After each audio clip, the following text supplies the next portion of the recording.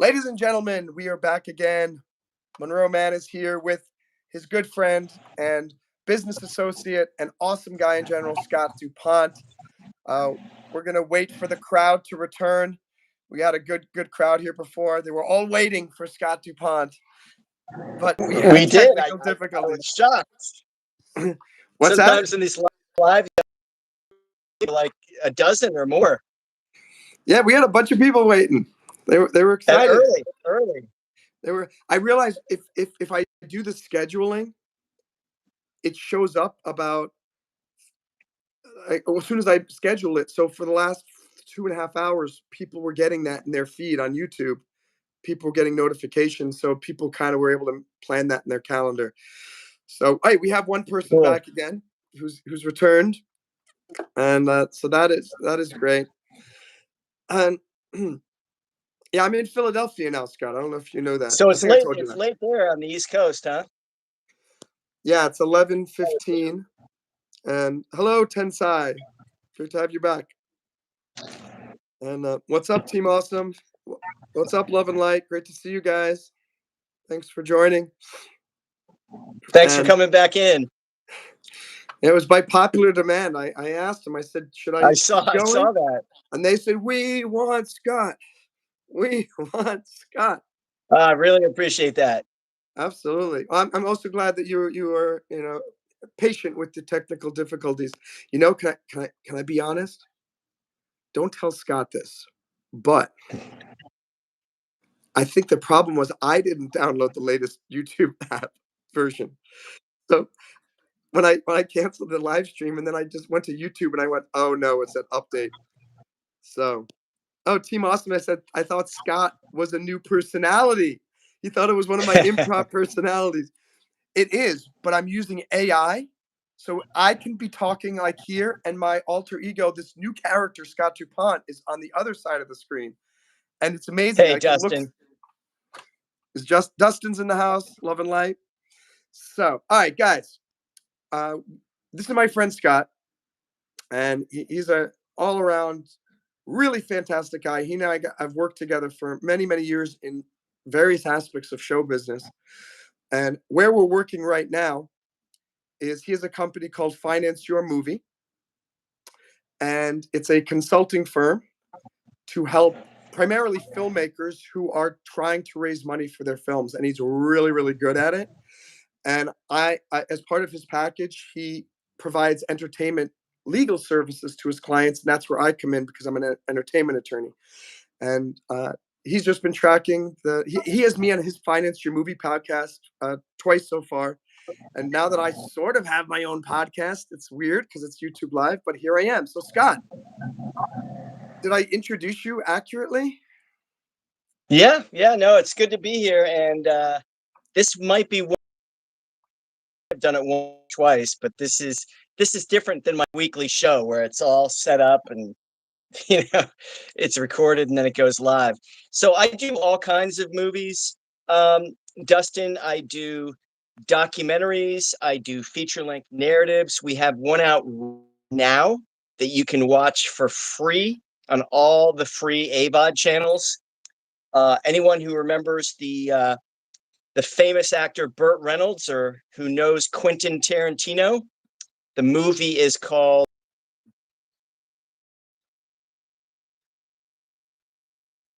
and you can see that everywhere. Just go to moviemoney.com and that'll show you all the different places you can see the movie for free. Beautiful, beautiful.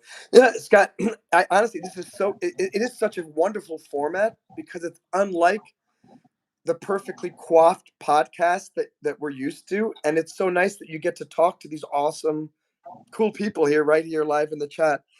In real time. Scott, I just want to check, are you connected to Wi-Fi? I am. I don't know why it's glitching once in a while. Okay. I've noticed. Oh, you know what? I don't think I'm on Wi-Fi. Again, I think maybe I'm the one who's causing all the problems every single time on this. Guys, am I glitching or is it Scott glitching?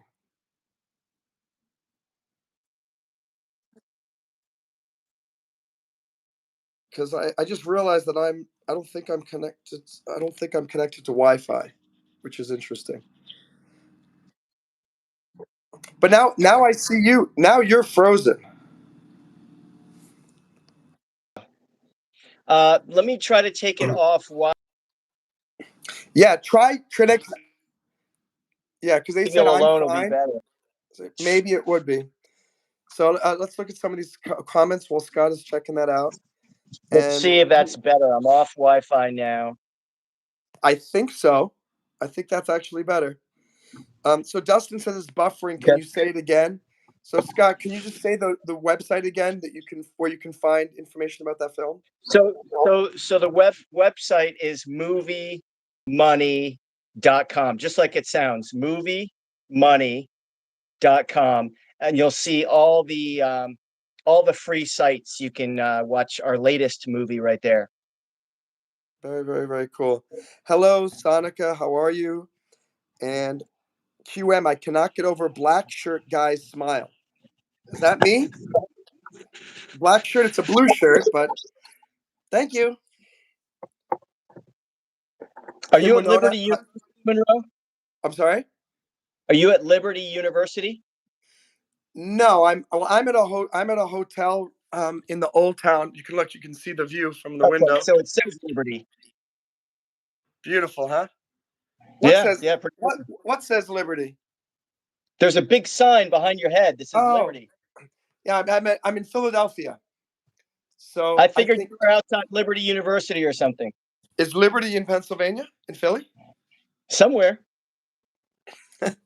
So no, but I'll be doing the TEDx on Saturday at Jefferson University. Cool. Congrats once again on that. Thank you, thank you. By the way, guys, I think Carly said before that she actually did see an ad. I tried everything to try to turn on the ad serving on these live streams. If any of you are asked to watch an ad, can you let me and Scott know? Because I'm really curious to know if actually it's working and that YouTube is putting ads during the live stream. As you guys know, I'm very new to doing the YouTube live streaming and making money from it, and appreciate your feedback. And Dustin, And that you're on the right page. It's the URL belongs to Louise Levinson. She is the godmother of movies in Hollywood, and you might remember one of her famous movies she did years ago called The Blair Witch Project. She wrote the whole business plan for it, and we're doing some work with her now on our next film, which will be out next year. That you'll definitely be seeing in theaters. what's the name of that one, Scott? Can't say it's on the down low. This is my first ever faith-based film. But we're That's the real excited craziest about name for a film. Can't say it's on the down low. So that's the whole full name of the film. Can't say it's on the down low. it. Yeah, that's it. When it's released, you'll know. Very cool. By the way, if you have both Scott and I are filmmakers. In fact, the TEDx talk that I'm doing in 2 days is about my film "You Can't Kill Stephen King." Scott's made a bunch of different films. Who stole the electric car? Who stole the electric car and what is the electric car? And what is the And electric car? I mean, he's got we a got big. another. I got another movie that I consulted on called American Spark, with Joseph Bania. You might know him as Schwarzenegger's Mhm. youngest son, and he was amazing. What a brilliant actor. So that'll be out Cool. hopefully early next year. Very cool. And Looking forward to that's that one. So if you so guys have remember. any questions about filmmaking in Hollywood, feel free to throw those in the chat or about anything because that's what you guys do in the live chat. Go off on random tangents that have nothing to do with what the host is talking about. But that's what makes this a lot of fun, and we're welcome to that. Let's. Are you guys brothers, Chris? No, we're brothers in the sense that we have known each other a really long time and we support each other. We sort of support our projects. We support our endeavors in show business because we both know. And Scott, would you agree that show business is a really brutal business? Um, it can be, but it's the most amazing business in the world. What I tell everyone is if it's really, really your passion, stick with it because life is short. You got to do something you enjoy. Hopefully you can get to the point where you can do it full time. But even if you have to kind of keep your day job, just keep with it as if your passion, because you don't want to wake up, 60, 70, 80 years old and say, oh man, I should have tried. And I have a lot of friends who say that. So Absolutely. persistence always pays. And there's a cool thing in this business. You see these people like the Blair Witch Kids made $350 million, or Arnold Schwarzenegger, got discovered by James Cameron, and this and that. Almost every single person I know in Hollywood, and this is the same for musicians, if there's any musicians in the crowd, it's usually a 10-year overnight success story, meaning that when they finally explode and you look back, they've been working in the trenches for 10 years. Absolutely. And my fans here will know, because I talk about the fact that it was 18 years of me doing YouTube with no acknowledgement whatsoever.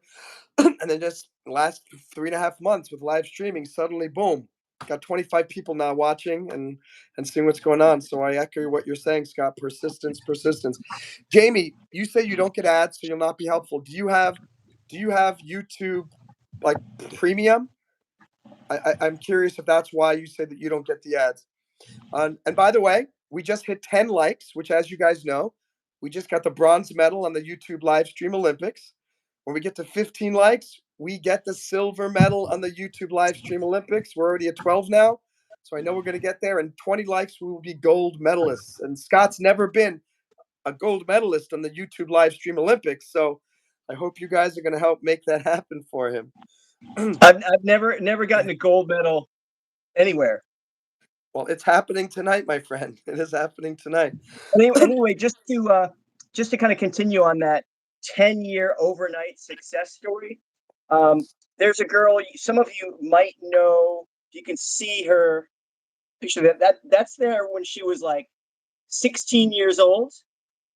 That is Ariel Kebble, and we're friends. I gave her very first movie role in a movie called The Bros with Shaquille O'Neal, Ludacris, Joey Fatone, a whole bunch of other cameos. And that was her first role in the movie.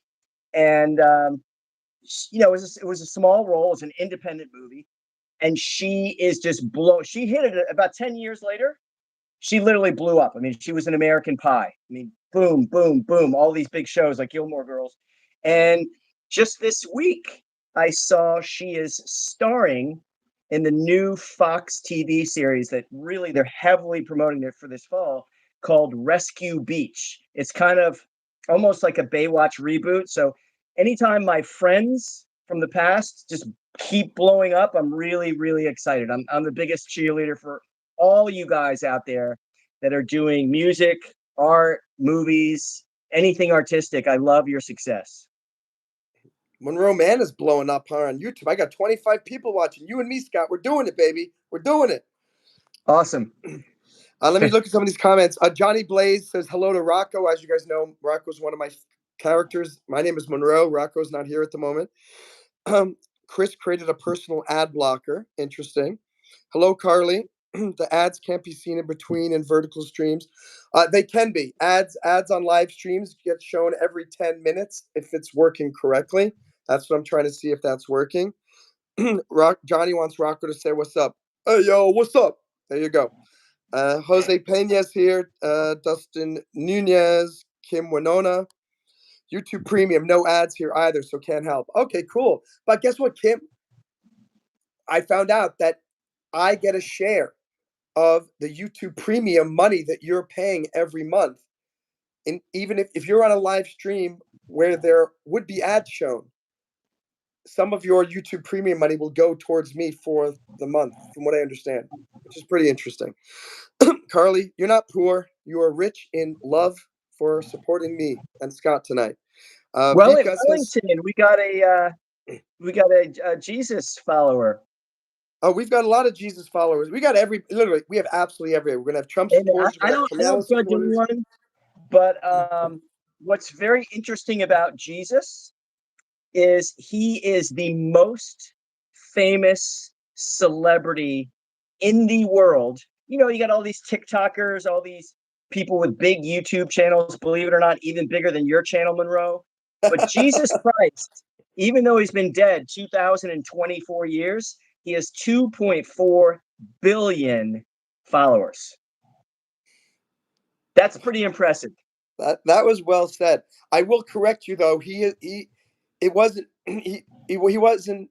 What did you say? He died 2024 years ago. No, that's when he was born. He died around Oh, that's right. 1,900 and like I'm not good 90 with math. years No, ago. you're right. But I do not want to take away from that amazing analogy that he has more followers. You're right, than anybody on earth. And he didn't have social media. He didn't have a publicist. Um, he had like 12 followers at the time, and he just went around and just his words. By the way, there's an incredible book, one of the best books I've ever read in my life. It's so positive and so inspiring. Whether or not you believe in Jesus or not, I urge you to check out this book. It's called The Complete Sayings of Jesus. And the problem that some people have with Christianity is that a lot of the churches, a lot of the tele-evangelists, sometimes they kind of edit his words or they put a little spin on the whole doctrine and they're trying to use his name for money.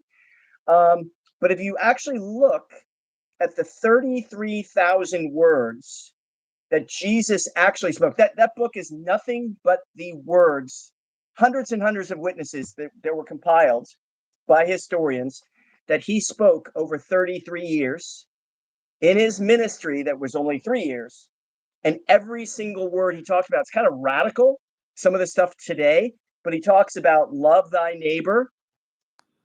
He talks about no need for, to go to war, peace, love, take care of and protect the children, feed the homeless. I mean, all this stuff that Jesus talked about, that's why people followed him. I mean, it's just incredible. I love George Peterson as well. I wanna read that book that you just shared. That looks really, really, really good. It's hard. And one of the reasons my fans say that they love me so much is that I take the time to go through all the comments. It's getting harder and harder because there are more and more people going on there.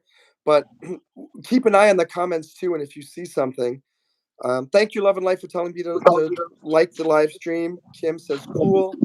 Jamie says amen. Wellington, but also kindly come down. I want to learn Kimosabi. Dustin's a Christian. Jesus Christ Superstar. So the book is called The Complete Sayings of Jesus. And what was interesting about this book, it came out, I believe, in 1927 or 1928, right at the start of the Great Depression when things were starting to go bad. And it was a New York Times bestseller. Wait. You're talking about this book right here? This book right here, it's an old book. I believe 1928 and 1929, it was the New York Times bestseller of all books because during that time there was a lot of political divisiveness. The super rich were there. The middle class was shrinking. We were going into the Great Recession. People were frustrated that their government wasn't listening to them. And that's why people flocked to this book. So anyway, a little history lesson there. And thank you all for being on this live, by the way. I appreciate all of you. Absolutely. And thank you, Scott, for taking some time out of your busy schedule to join us today. Carly says, I think the bigger problem atheists have with Christianity is that we force our religion on them. I guess it depends on how you define force, and that's why you put it in quotation marks there. And I mean, Christians are supposed to spread the good word. That's what Jesus wanted everybody to do. But I do agree that I mean, Jesus did. I talked this the other day, and it's the same thing with marketing. No one wants to have something bashed over their head constantly pushing because you're going to push people away. So I think you can actually learn a lot of marketing lessons from the Bible too. And Jesus said, "Sprinkle the message with salt." And you are the salt of the world. And So, there's the book again. so one thing I want to comment on, I agree. You don't want anything forced on anybody. And another book I read, I've been reading a lot of books recently, is The Patriots Who Founded America. And these guys were literally, as soon as the people signed the Declaration of Independence, it was like a death sentence because there were so many Brits and Tories that were loyal to the crown. No one really knew which way it was going to go. And what I found really, really interesting, the way they set up the founding fathers, is they said the freedom of religion, because they didn't want, if you happen to believe in something other than Christianity, God bless you. If you wanted to be an atheist, hey, that's fine too. So a lot of the things that this amazing country, now certainly this country has some flaws. I think it's the greatest country in the world. Liberty. But they really set the country up so well. Absolutely. Let's see. We got some interesting questions here. Carly says, "We're not forcing anyone. We're just doing what he told us to do out of position." Why do Muslims say God can't worship God? What do you mean by Muslims say God can't worship God? That doesn't even make sense to me. I've never even heard that regarding Islam. Maybe you can be more specific out of position. Team Awesome says Miley Cyrus says it well on the Janis Joplin cover. Sometimes we're love and light, sometimes fire and hell. I think that Hey, applies to absolutely all of us. What's up, Asia? How are you? Great to see you again. Nice to have you back.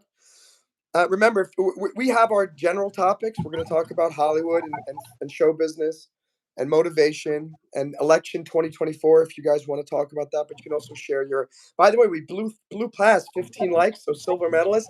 Congratulations, Scott. You have just received your first YouTube live stream Olympics gold medal. 20 wow. likes. And now, guys, we're moving on to 25 likes. That will be the palladium medal on the YouTube live stream Olympics. Dr. Banana, how are you? My name is Monroe Mann. This is my friend Scott, or this way. I don't know where he is on the screen. He's out in Los Angeles and Hollywood. I am in Philadelphia right now. And I knew it was coming. Matthew says Harris or Trump. I'm a Trump supporter. I don't know if Scott wants to share what his perspective is, or he can stay silent. That's fine too. No, I'm a little disturbed how politically divisive this country is right now.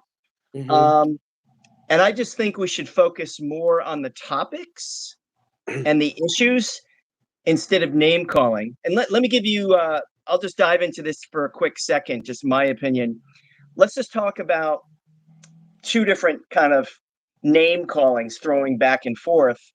So Trump recently said, hey, I don't know if Kamala is really black or whether she's Indian, whether she's Asian. Like, does that really matter?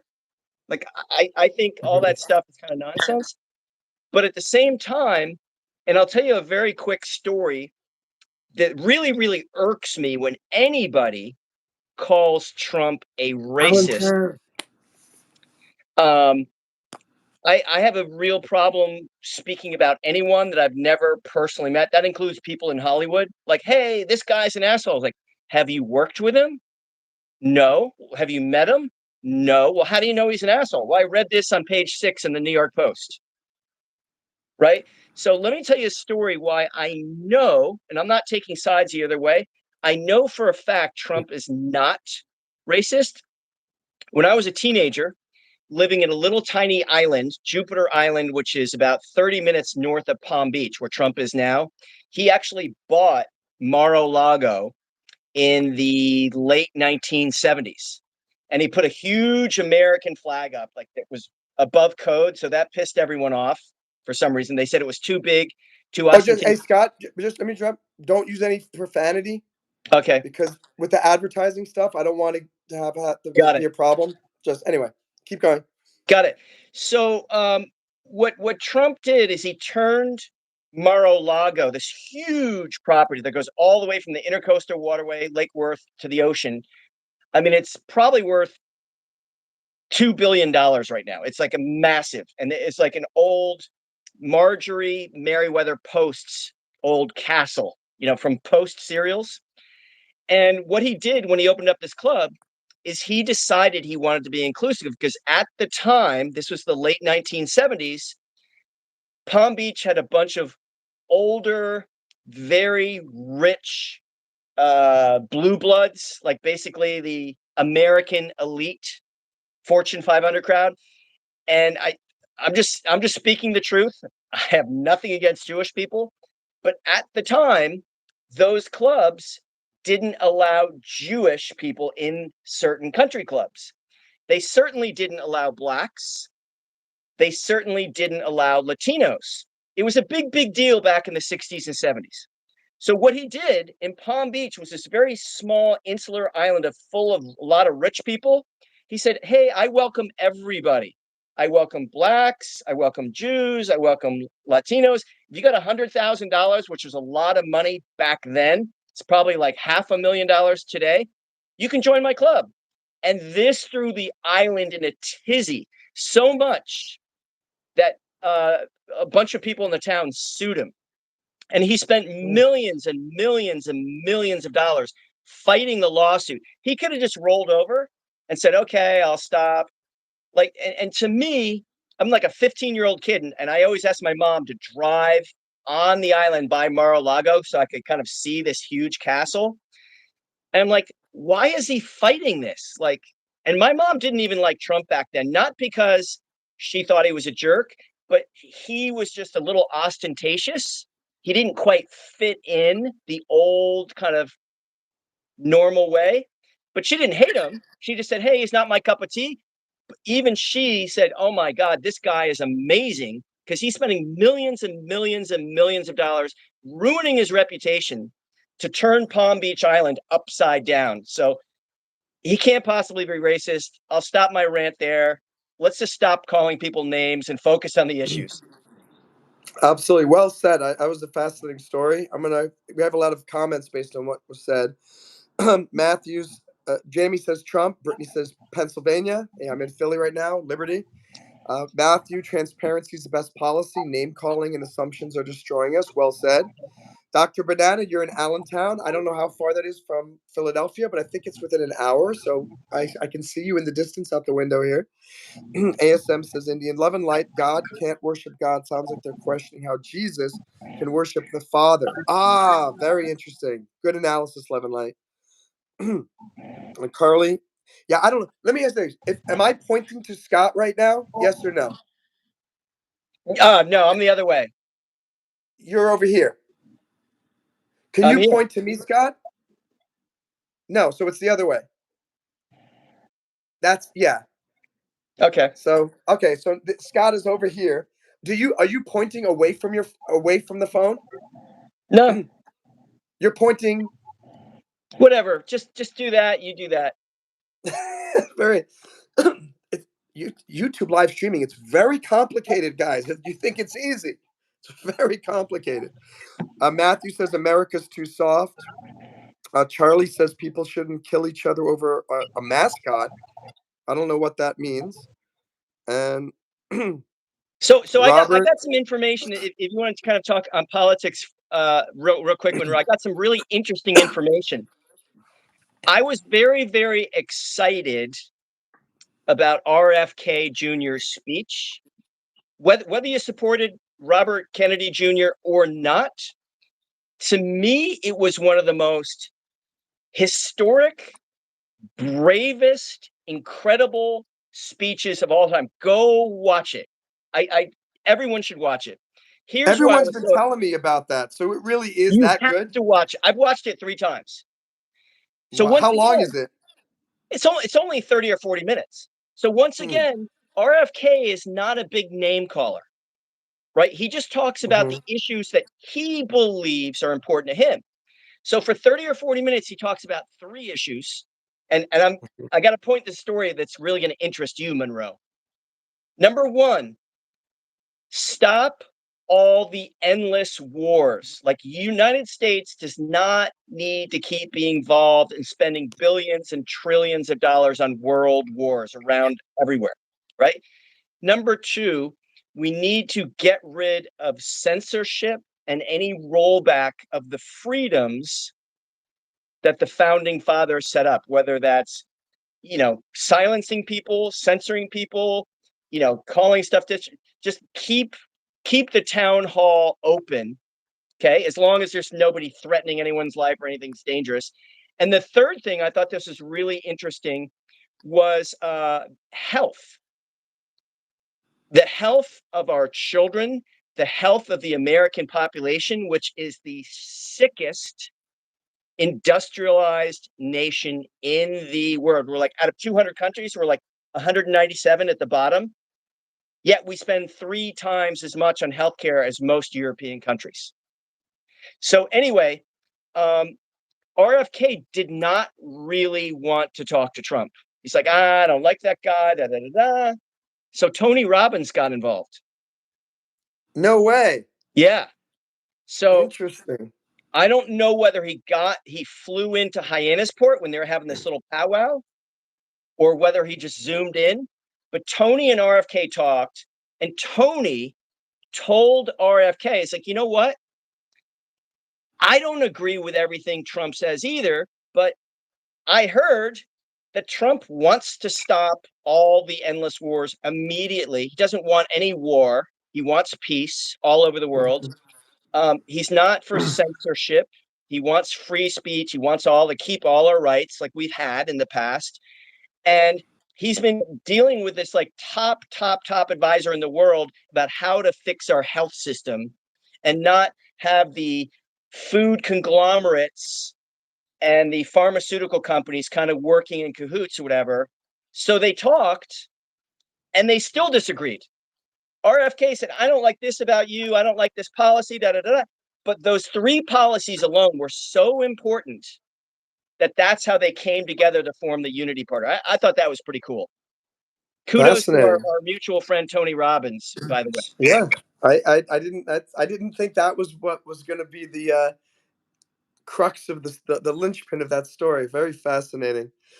And let's see, we have, all right, I'm going to catch up on these comments. So forgive, I've got to catch up here. Okay. Why are you a Trump supporter, says Robert Lendiema? Is it to make America safe and stronger again, or because you look at color? Well, that's a weird question because they have nothing to do with one another. Neither me, well, I don't, again, I'm speaking for myself. I'm a Trump supporter, and I think he is the most loving guy around, and people of every race are voting for him. And I think he's, as Scott said, he's been very maligned in the press using some misstatements about him and some lies that were proven not to have been true.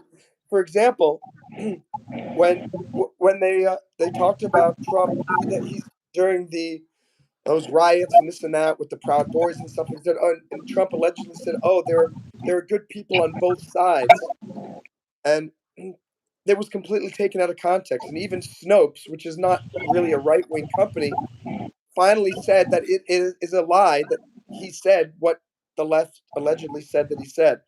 And I remember he originally was called all of these names because he said Mexico and the southern countries are sending over their rapists and their murderers.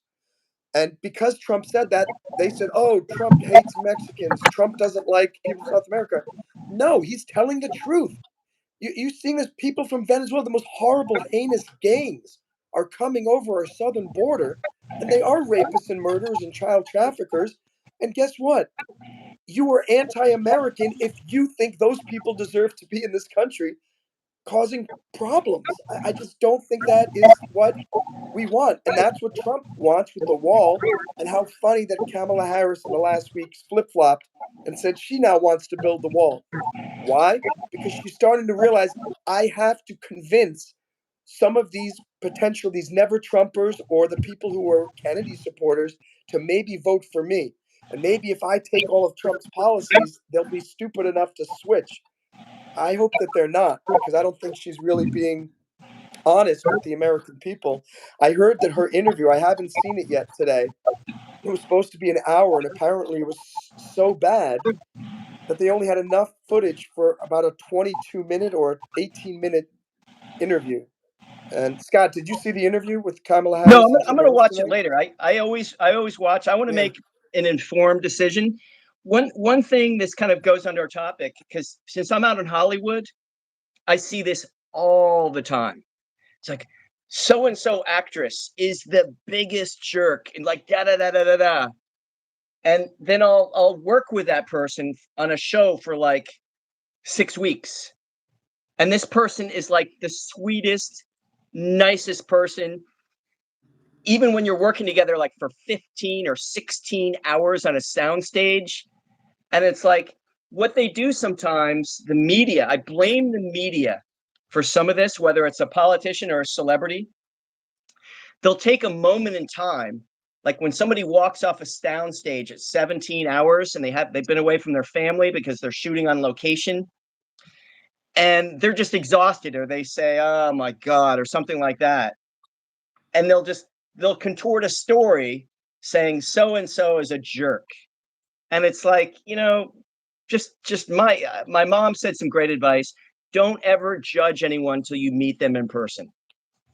Hmm. And if you can't say anything nice, don't say anything at all. But again, you know what's interesting?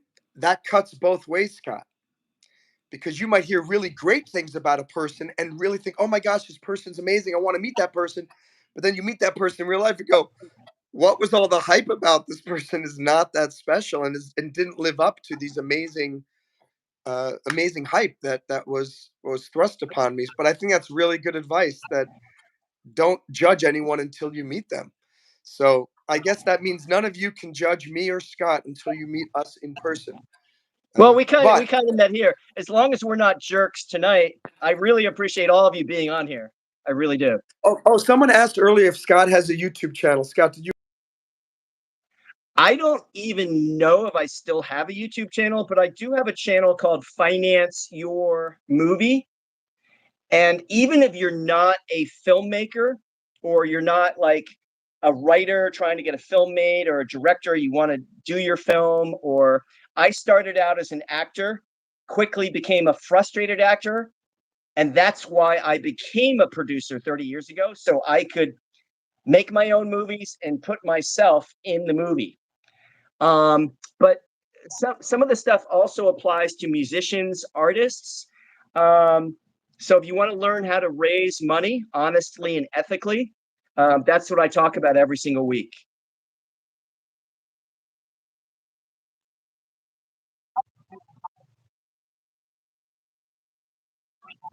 Television Association, and as I said, he's worked with Burt Reynolds. He's working now with one of the producers of the Blair Witch Project, and so really cool stuff. Just a quick reminder: remember to click like. We hit 25, so we got the Palladium medal. Now we're going to 30 likes, the Platinum medal on the YouTube live stream Olympics. Please subscribe and turn on the bell.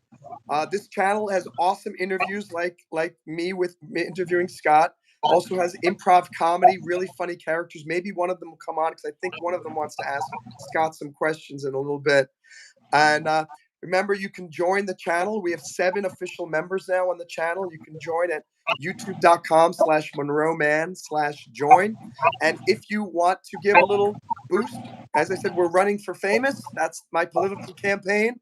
And any super chats go directly towards the campaign funds so that we can become famous. Because that's a very important campaign. It's the most important issue in American politics. More comments. Let's see. And Good question. Can yeah, can can politics ruin your chances in your career? And I think they definitely can. The greatest example I can remember, Michael Jordan, arguably is certainly one of the best athletes in history, if not the best, certainly in basketball. And he sold more sneakers than any other athlete ever, like across all sports.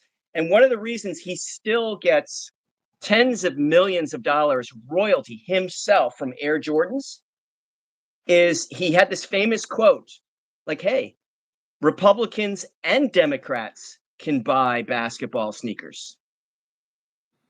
Right? So why would Michael Jordan want to alienate half the audience? Now, I do have several friends I want out to say, here. I want to interrupt real quick and say that's why if you're a Kamala supporter on here, you're more than well, you're welcome. I want everybody on this channel. I may have my opinions, but guess what? So do you. But doesn't mean that we can't be friends and have a discussion. Continue, Scott.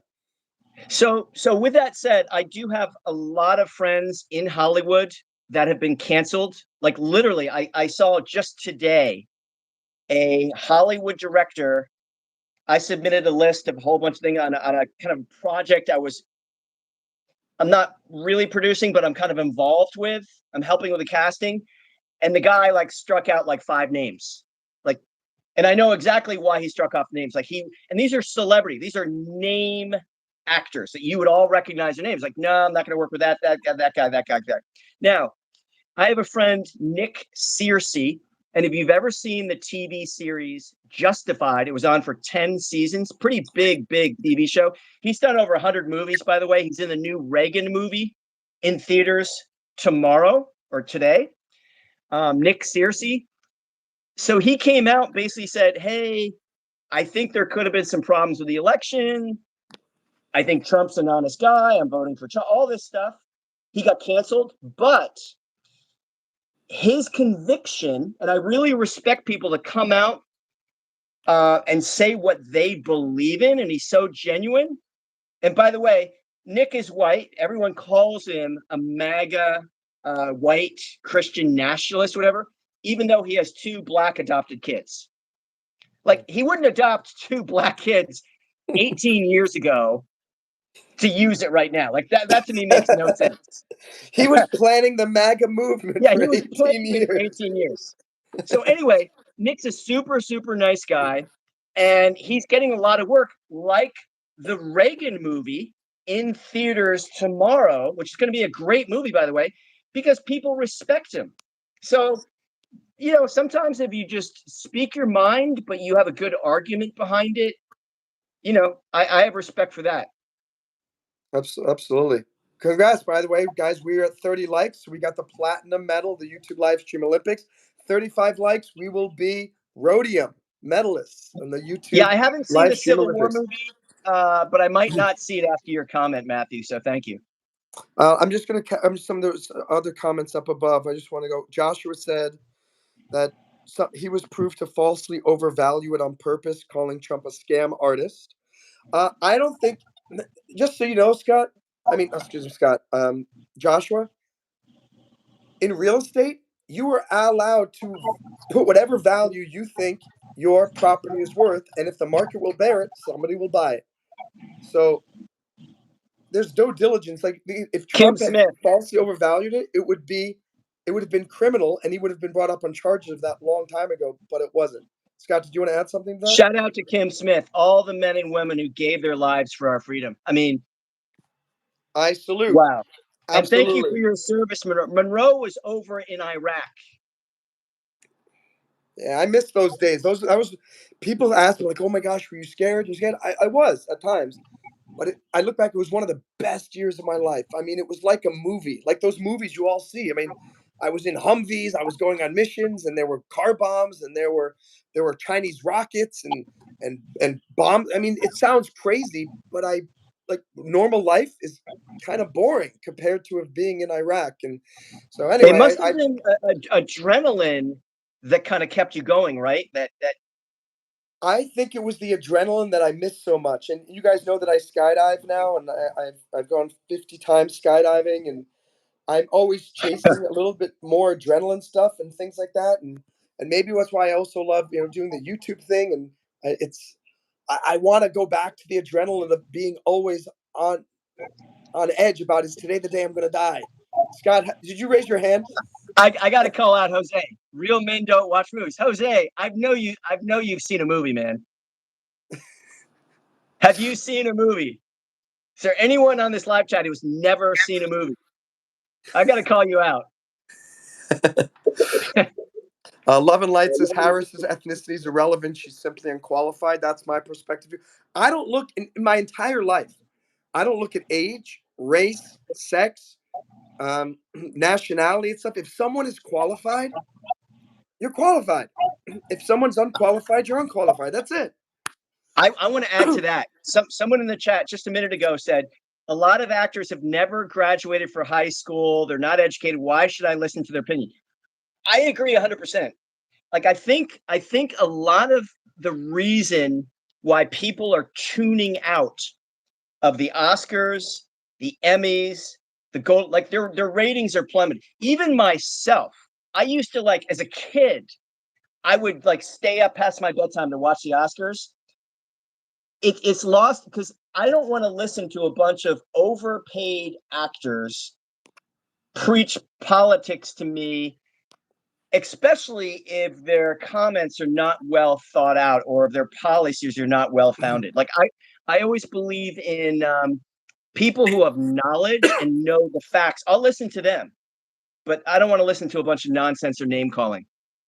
Yeah, I think I don't have an issue with. I think education is overrated, and this is coming from someone who has more education, I think, than anybody in this entire chat, and I think Scott will agree with that. And education doesn't give me intelligence. Education is just helping me to think and giving me more knowledge. But someone who doesn't have a high school diploma could still be a very smart person in certain domains.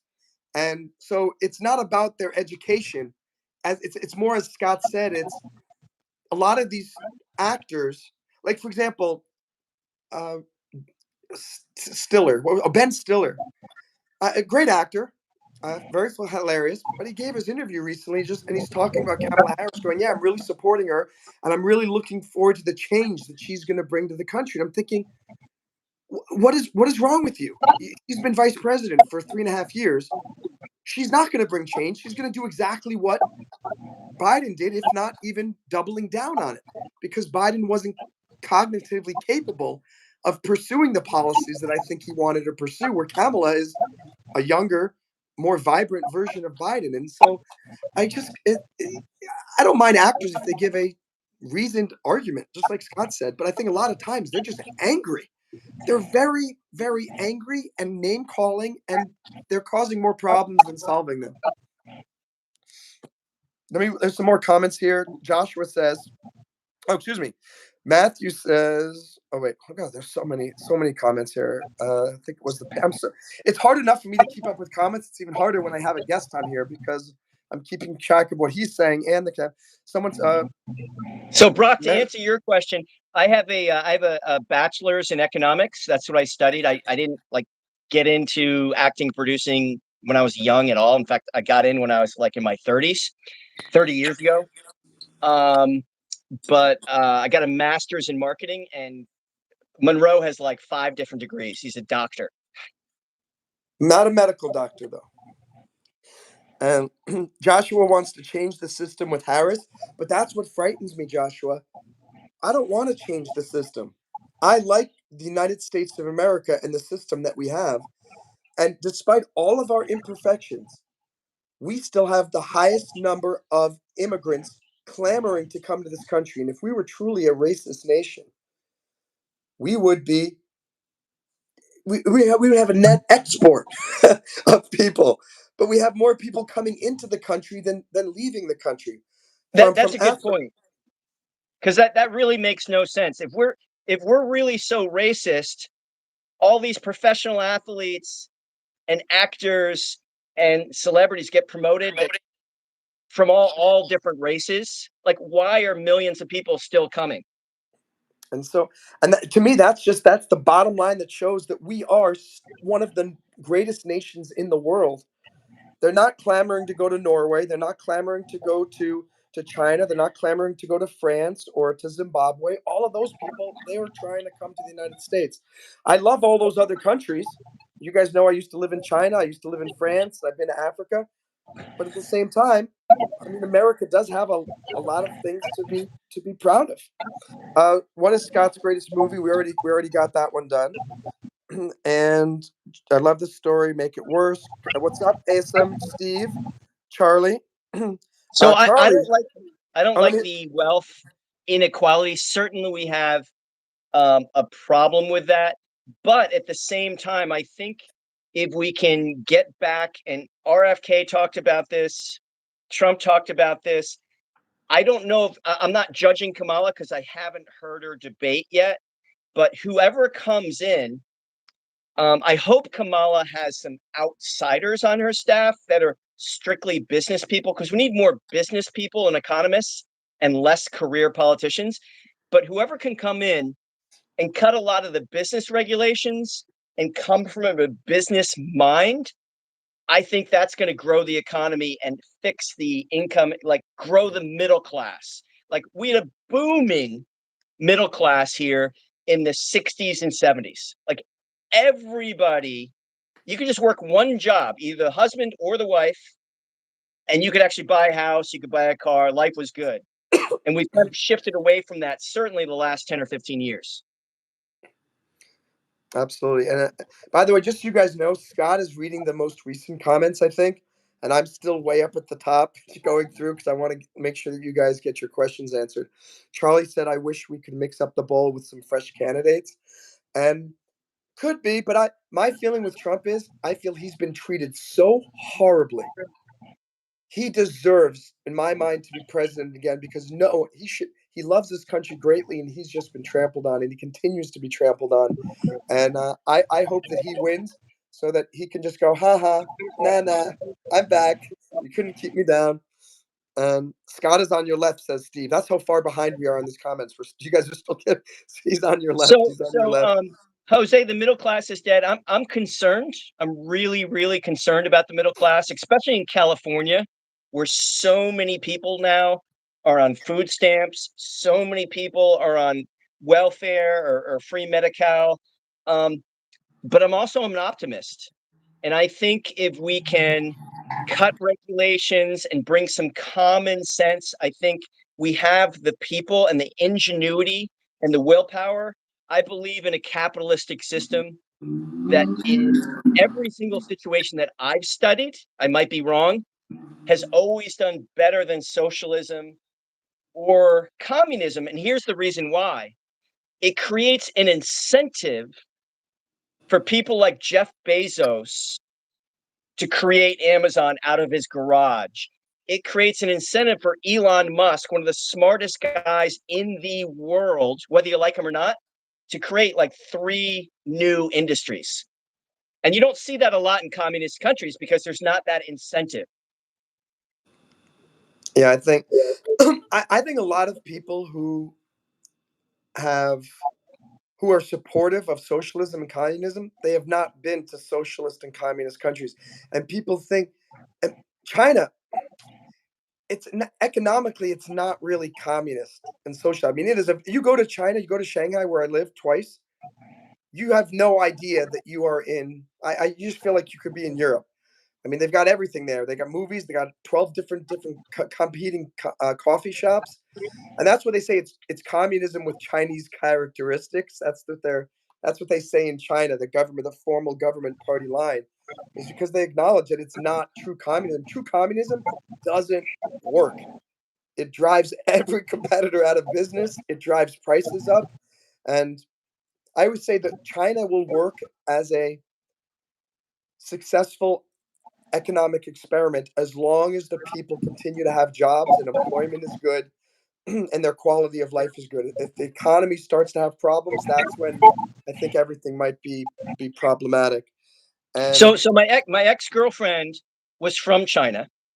And you're right, it's kind of like a hybrid. They have communism controls in place, but it's a bit of a capitalist system. More millionaires created in China than anywhere. Like, I don't know, something like 1 million new millionaires every year or two. But of course, there's 1.4 billion people. And the thing she said, the reason she left, she's very successful. She made a lot of money. If you're an import export, if you start a factory, if you sell land that builds a factory, if you own a coal plant, any of those things, you become a millionaire in China. But the reason she left is she didn't like the censorship and the controls. And like, you can do well in China, but what I hear is if you ever criticize the government or you step against a government official, that's the problem. And I don't want to live in a society like that. But you know what? That's what everyone is fearful that is happening in the United States right now. That we're moving towards that, where there is some type of censorship here. And Mark Zuckerberg just came out recently and said He admitted. he admitted that I did censor a lot of posts and a lot of accounts based on pressure from the government. And wow, I mean, so that's why I feel like we're on a very interesting precipice. By the way, we're at 35 likes. We just got the rhodium medal. When we get to 40 likes, we will at the tungsten medal on the YouTube live stream Olympics. And Dr. Bananas asked two questions. One of them is, didn't Kennedy stop running for president? He did, but he is now joining this unity campaign to help Donald Trump win. And the second question by Dr. Banana, I feel like America should go back and go back to its isolation period when we focused on our nation. I think you're talking about the no entangling alliances from way back when. I know RFK talks about that, and Scott was mentioning that, and to a degree, I agree. But there has to be a policeman in the world. There has to be one person who's basically setting the rules. And without someone there, a nature abhors a vacuum. That's what they say. If America pulls back completely and becomes isolationist again, someone is going to fill that void. That might be the European Union, that might be Russia, that might be China, maybe it'll be the BRICS countries. I just think despite all of our deficiencies, the United States is not perfect by any stretch of the imagination. But I feel like it does do a pretty good job of kind of keeping the peace. Do I think we get involved with too many things? I agree with Scott and RFK there. I think we do. But I don't think we can pull back to being just hands off and let the world just, go to its own devices, because I think we could potentially, I think we would implode and there would be a lot of chaos, more chaos than there actually is even right now. Scott? I disagree a little bit. I just think like something like Ukraine, I just don't think we should be involved at all. I just think it's a losing battle. With 500,000 kids have already been slaughtered in Ukraine. Apparently, close to 100,000 kids have died that are Russian. I just don't think it's our fight. I think on the Israel Palestine thing, I don't think we should be involved. What? I'm out of curiosity, if you don't mind sharing, why don't you think the United States should be involved in the Israel Palestine issue? Because I heard at one point in time, Netanyahu said, "Hey, this is our fight. We're going to do it our way. Just we don't want your involvement." And maybe part of that was they were trying to stop them from going after the terrorists. I don't even want to get into this discussion because I don't know. I haven't visited Palestine. I don't know the country very well. I don't know that region very well. You probably do a lot better than I do. Um, but I'll tell you one thing, when you get into a mess like that where there's like a slaughter October 7th, it's almost like our 9/11. Like over 1,000 people that were at these concerts all over Israel got shot, murdered, raped. You saw the videos, right? I mean, it's horrible. Yeah. It's almost like, hey, Israel, we don't want you to respond to that. Or you got to like temper your response. Yeah, I don't know. I just there's too many wars going on, man. And I will say that. I mean, and there is a YouTube policy too, just to make it clear that no one supports war. I don't think any rational person, no person wants there to be conflict. I mean, every you want to have peace between Palestine and Israel. We want to have peace between Russia and Ukraine. That's a no-brainer. But as there's Scott one said there, exception to that. And this might be true. I've heard this. Like I said, I don't judge things I don't know about, but I do have several friends that were in the defense industry. They're retired now, and they've seen their stock, military stock, whether it's Lockheed Martin, mhm, Boeing, all these different companies. So I think there are a small group of people in Washington that profit like trillions and trillions of dollars off these wars. mhm. Oh, that And that I that kind of I absolutely kind of makes wonder sense. I mean, sometimes those because it's those armament sometimes it's companies are Republicans gonna. and Democrats. They're like, "Hey, we should go to war. We should go to war." Like, well, why? Mhm. And I think that's what I like about Trump too is he doesn't want any of these wars anywhere. And I really believe I've said this. I said this before, and he says as soon as if I he says if I get elected, even before I take office, I will have the Ukraine war stopped. I will have the Palestine Israel war stopped. And I actually believe that he can do it because they know that he's coming. He knows that the Donald is coming back in office, and I hope that he's able to do that. Matthew says here in the chat, I wanted to watch the Harris interview, but they made it impossible. During the good old days, it was live on every channel. Yeah, I It heard a wasn't lot of live. people. No, I thought it would be live on ABC no. or Well, the whole CNN. I thing. thought it was live on CNN. Well, no, it was recorded. That's not Um, cool. yeah, I think that it was recorded and it was to be and it was edited, and so that's why they say that they have. I don't think they're going to air like this short version of. I don't know if it went aired tonight, but apparently it's Anyway, like an hour I'm going to interview. watch it because I want to find out some of her policies. I just haven't heard that much from her, but I'm always a listener. Absolutely. Lloyd Davis is here saying that Trump spouts hate every time he speaks. I've yet to hear Trump spouting hate. I think Lloyd, you're just not watching any of his speeches. What? Uh, People that go to MAGA rallies, they are consistently surprised with how loving the people are, how welcoming the people are. I've been to one Trump rally. This was in Stamford, Connecticut, and I was blown away too. I mean, it's a big feel good convention of really really nice people. So I don't know why you think there's a lot of hate out of Trump. I see love and I can chime in there because I'm always like the guy in the middle that really looks at both sides objectively. I think some of the rhetoric that comes out of Trump's mouth is a little divisive at times, is a little bit nasty at times, but I don't always fault Trump for saying it because oftentimes it's people that are like making up stuff. Like we found out 3 years later after a $48 million investigation that he had no business dealings in Russia and he wasn't Mhm, doing business with a Russian spy. So the Russian hoax turned out to be a real hoax. And I think what he does, it's the New Yorker in him. It's the tough New Yorker. He mhm. fights back. And that's why I'm not condoning some of his language. I would wish he would like lower the temperature, but I think that's why he does it. He counter punches when he gets attacked.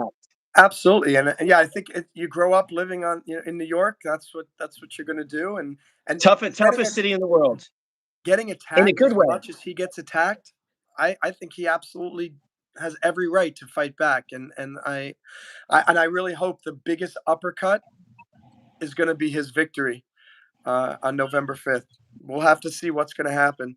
George Areola says the dude in the Nirvana shirt looks squirrely.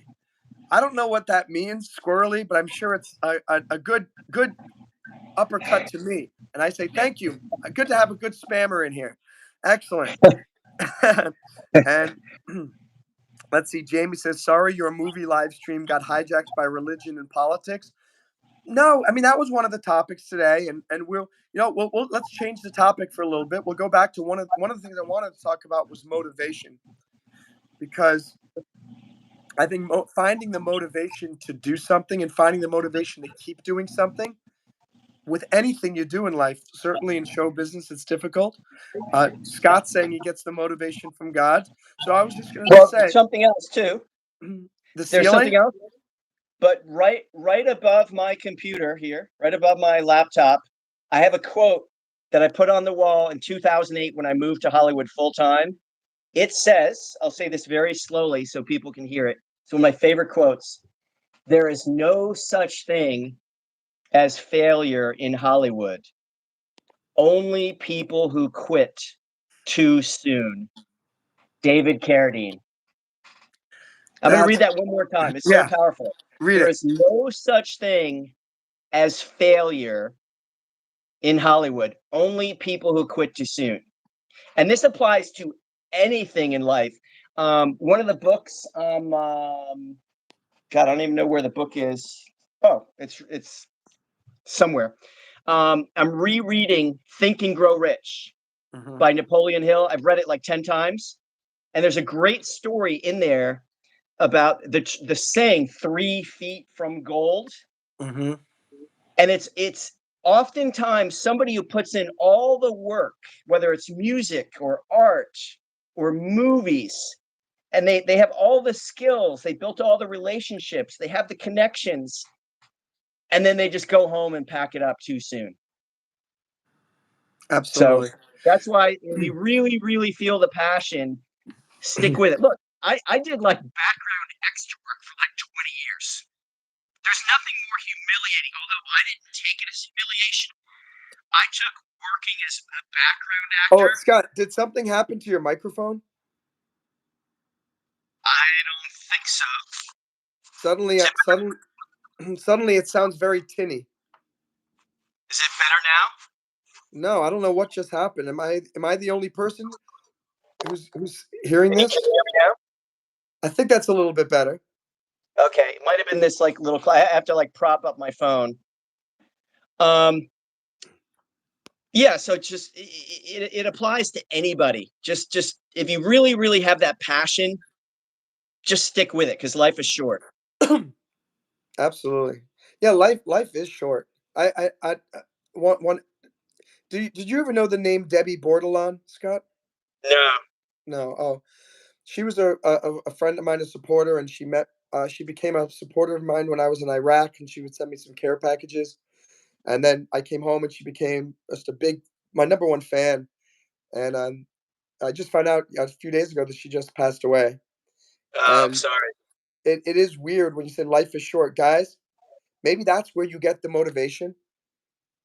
You're gonna die really soon, sooner than you think. Life is gonna pass you by. I cannot believe I am 46 years old. And I can't believe I've known Scott for probably 15, 20 years. I mean, it's really crazy.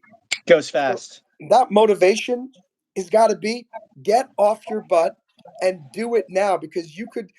I used to teach at EF in Miami Beach at an English school. I would teach business and finance and kind of like this motivational stuff. And a lesson I would always say is, look, guys, you could go outside on one of these streets in Miami Beach and get hit by a bus and die, and your life is over. So don't think that you have until you're 25 years old to start investing or whatever. You got to do it now. And then, literally, about 4 months ago, a woman walked out on the streets that I was talking about and got hit by a bus and died. And it Happens was, every day in LA. Every and, day. it, and it's horrible. But do not think that you guys have until next year. Oh, I'll start doing it in 2025. You may not have until 2025. So if there's some girl you want to ask the girl out now. If there's a movie you want to do, produce it now as best you can. Get off your butt. If you want to run a marathon, don't say I'm going to train for the next 3 years. Just enroll in a marathon and do your best. And By the way, here's some advice. If you want to run a marathon, go to your local and you want to succeed, like you want to get like a ribbon or like, do well at it, go to the local running club or whatever and just find out one of the best runners and like hang out with that person and ask for advice. That's the shortcut. If anyone wants to learn how to raise money for a movie, my podcast is free. I don't charge. I don't even run ads. I'm not that smart. Tune in every week. I'll give you some tips on how to raise money for your own movie.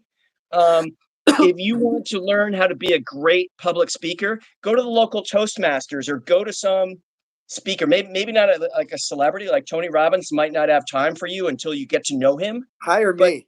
I'll do that. I'll there help you you. go. Yeah, you got a TEDx speaker. 2 times TEDx speaker. But my point is, and I started doing this fairly early in my career when I wised up.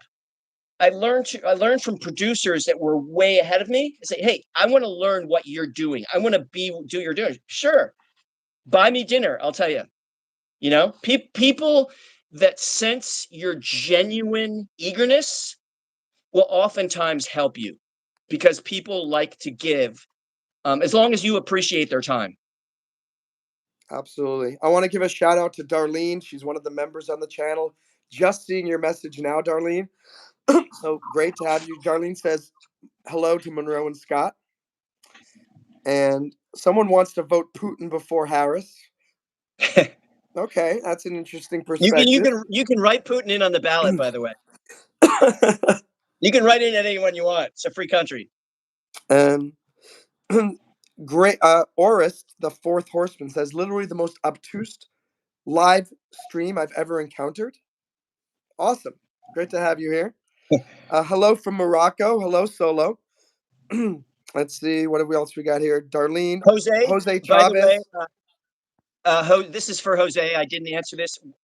David Carradine is part of the famous Carradine family. There were 3 brothers. Keith was one of them. You can look them up on IMDb, but very, very famous family of actors. And you've seen some of their movies probably. And Jose, I'm also on a Jose Chavez comment. All Hollywood is weird. You were right. Yeah, I would agree with that. I'm here. There's a lot of weird people. Part of Hollywood. We are very weird.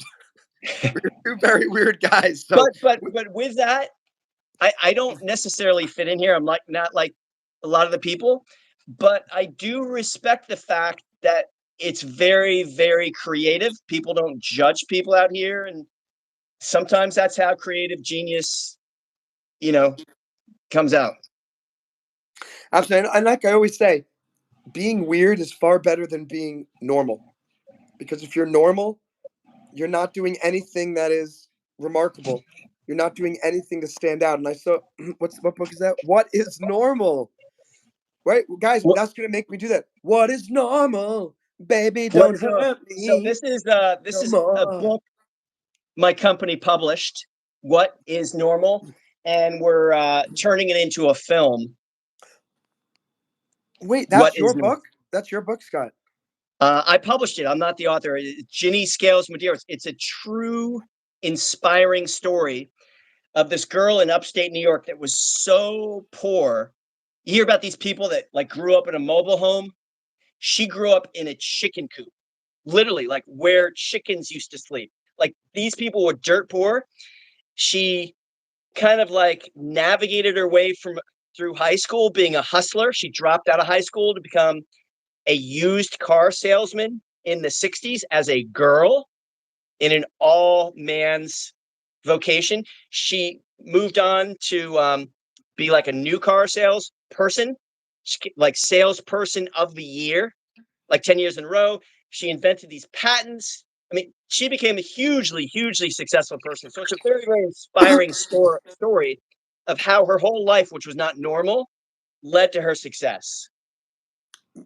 Beautiful little button to what we were just saying. Guys, don't be normal. Don't try to be normal. Try to be weird. If people aren't talking about you, that's when you're doing something wrong. 2 comments. Darlene says Monroe was a man of the world. Thank you. Jamie says, I just read an article that says vets hate when people say thank you because it makes them feel weird. No, it doesn't make me feel weird. My answer is you're worth it. I read that once. When someone says thank you to a vet, you should say you're worth it. Why? Because I put my life on the line precisely so that you could be here today and say thank you to me. So I Whoa! think Back up a little bit. If someone says thank you to a service member, they think it's weird. I haven't heard that before. I think most people appreciate Yeah, that. I say that quite often when I see people in the airport. I travel a lot, and people always usually appreciate it, except one guy. One guy I saw in an airport, like the Phoenix airport. He had like a Vietnam or like either a World War II or Vietnam hat, like a veteran's jacket. He looked crippled or whatever. I said, "Thank you for your service." And he had all these girls around him. It's like, he goes, "Shh, I'm not a vet, but I get all the girls." No, no, Yeah. that's so messed up. That's At least he crazy. was honest, you know? Yeah, it's messed up. It was messed up. Someone who has a four Harris name says, we've been talking about it as if he was going to read and respond to the chat. He would have by now. Guys, I'm telling you, I read as many of these messages as I can, and I'm still working through them. So if you're still here from when you posted a message before, I'm just reading them now. Because Brock is saying, what's your highest level of education? I have a PhD in psychology, and I have a Juris Doctor. Both of them are considered doctorates. And I'm currently in pre-med at Miami-Dade College. I have 4 more classes, and then I'll be eligible to apply to med school if I choose to. I don't know if I want to do it. I just want to finish Wow. these classes. Pre lawyer, now And pre-med. Wow. yeah, I can't get enough, Scott. I keep on learning. You're well, nothing wrong with being a lifetime student. You can always keep learning. That's advice for every single person in this chat. And Always keep learning. can you imagine how much great stuff I would be able to help people with on these YouTube lives if with every semester of med school that I complete? I say, okay, now I can. Oh, yes. Well, that's a gangrene. That's not good. That's not good. Got to solve that gangrene. And If you do become a doctor, Monroe, I hope that you're one of these hybrid doctors that treats patient on the preventative side and holistic side as well as traditional medicine, because I think not yeah, not to slam doctors, I think they're kind of fed through the system, but oftentimes they just go right to surgery or right to prescription drugs, and there are oftentimes other alternatives to prevent and maintain good health. absolutely. Yeah, I actually I want to be the doctor who listens to if again if I go that route that listens to people. I don't. The biggest thing I don't like is you go and see a doctor and they don't really listen to what you're saying. They listen to you for about 2 seconds and then just like you said, prescribe something. And this that's like you didn't even tap my knee. You didn't even yeah. And it's I think a lot of times people can heal themselves. Uh, I think a lot of people's issues they're not necessarily psychosomatic, but hope is an amazing medicine. And when you Oh, have hope, it's the best placebo ever. yeah, Hope, and positivity, getting stress out positivity of your life. and I want to just be that person to say and use my PhD in psychology to incorporate that into and say, hey, look, I'm here to help you, not just give you a medication stuff. I want to help you get better and live a better life. And so we'll see if that's the direction that goes. By the way, here's some other advice for every single Oh, wait, person you on you this. have a book. Wait, what's the name of your book about that you sent me about? What is Uh, normal? no, isn't there one that you wrote about the pill? Oh, the health pill. There is no health pill. Yeah. Uh, this is it right here. Hang on. Ah,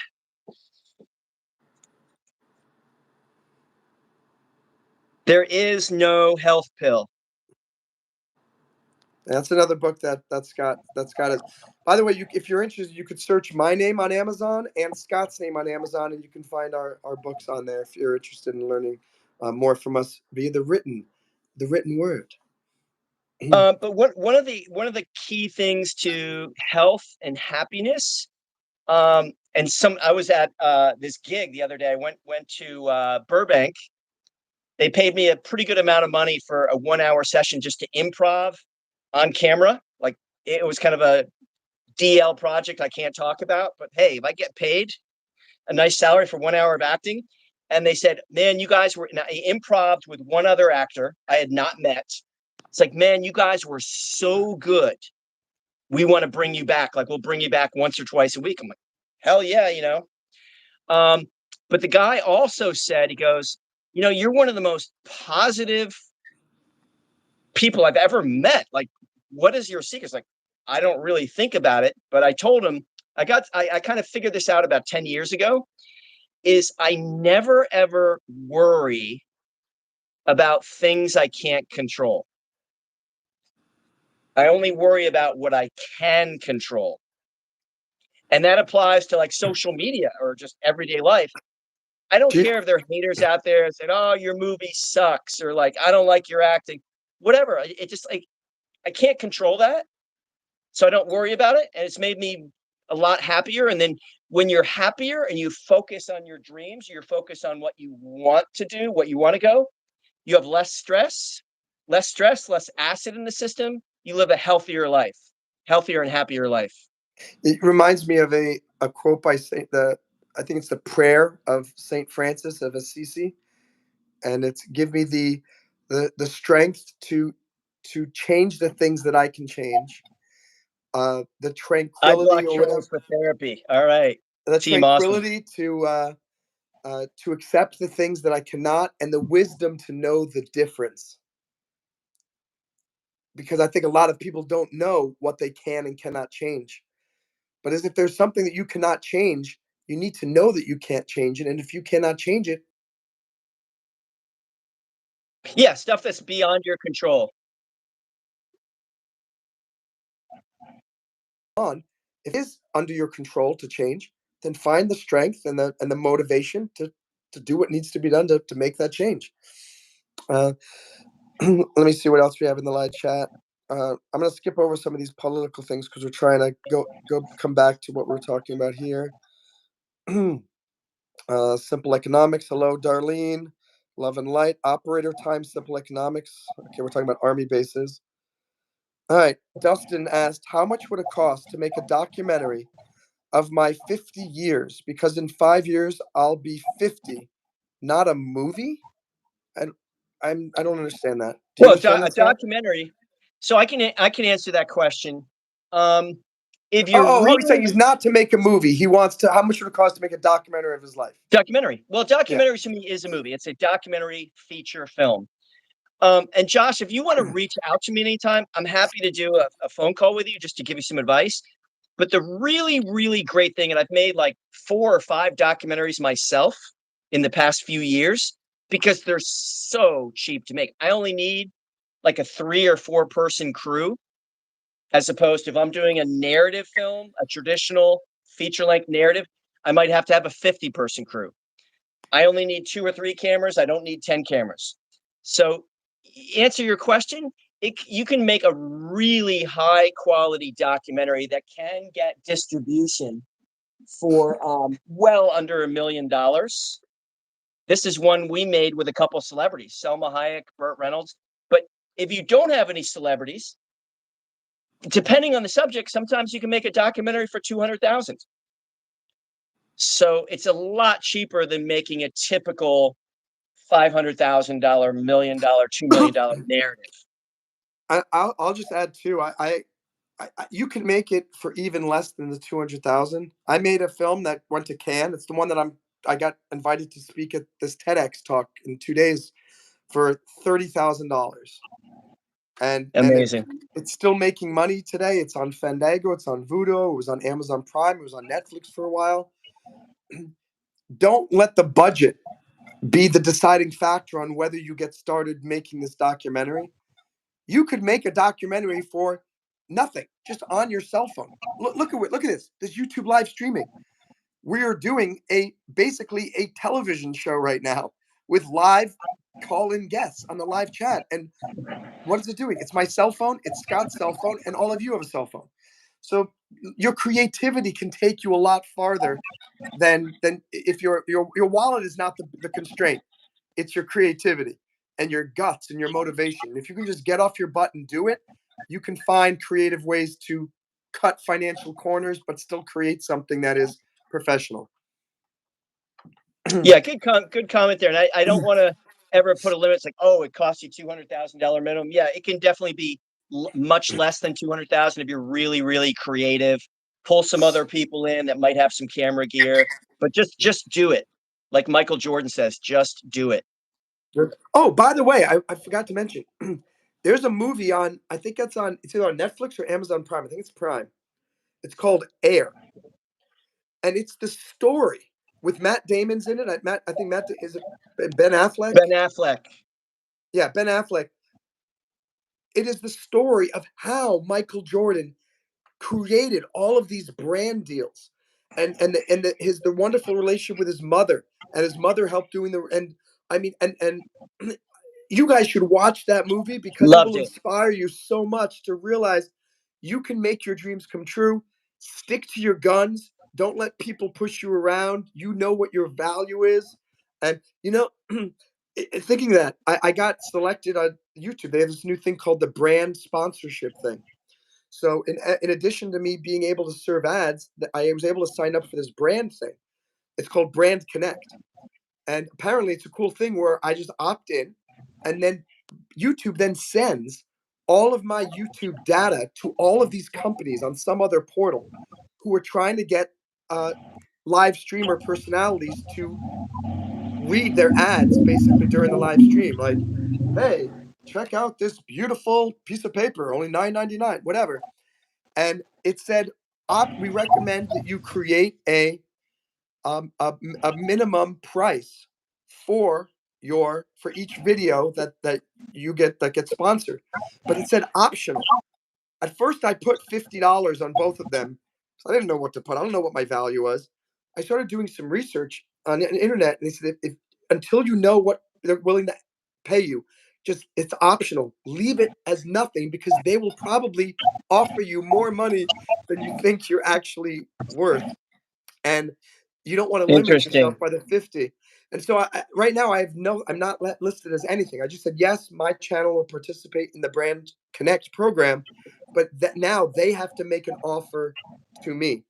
And I guess the more, and it's fascinating. It's just if you guys are interested in marketing.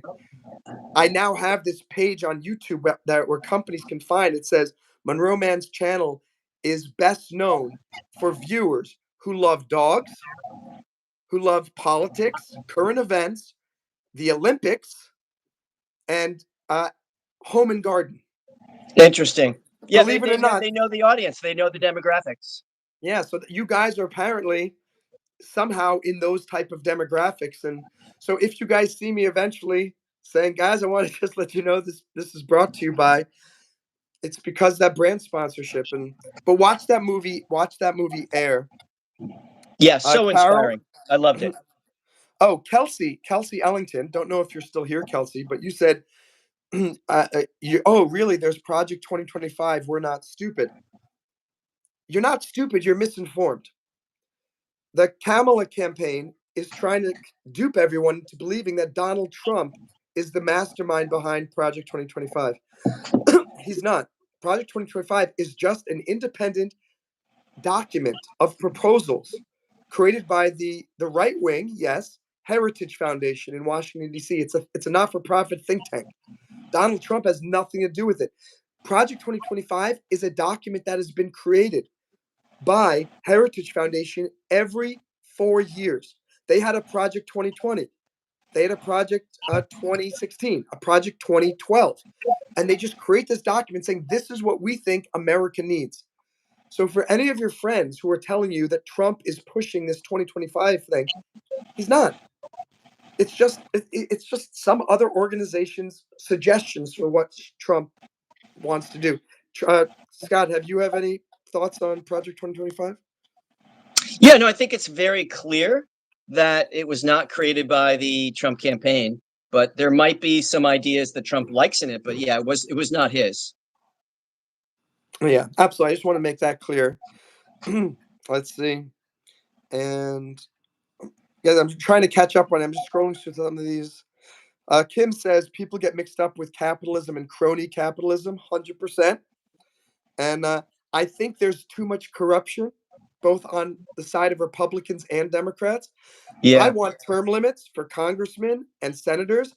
No one should be in office for 40 years and they don't even work. Where you, me, Scott, all of you guys have to work our butts off at real jobs to make a living, and they just get paid hundreds of $1,000s. You know, a first year congressman, this was maybe 10, 15 years ago, $200,000 starting salary plus $800,000 budget to hire a staff. Wow, I did not know Wow. that. So why would you For a ever? part-time job. And you get all these perks, like you get private parking spots at Reagan Dulles National, and Reagan National. You you get a staff in your home state. You get an office in Washington D.C. If you get elected, you would never leave. So Here's my biggest problem about most. I think there are some good politicians, but most politicians I've seen, they've never actually run a business or been out working in real life. So, like in California, the politicians thought it'd be a great idea to raise the minimum wage for fast food workers to $20. And now they're going to raise it up to yeah. $25. You know what happened? I could have predicted what happened. One of my friends of a friend, he's not a close friend, he owns like 10 franchisees. He's a little franchisee, or it's not McDonald's Corporation. He closed 4 out of his 10 franchises because he couldn't keep paying his bills. And most of the other McDonald's that he had, the 6 that are remaining, he reduced the hours of every single one of his staff. Mm-hmm. And meantime, you go to a fast food place in like Hollywood, it's like $20 for a burger, fries, and a Coke. It's crazy. Yeah. Because they don't understand that by raising prices is not always good for the businesses, and it's not The good for consumer prices.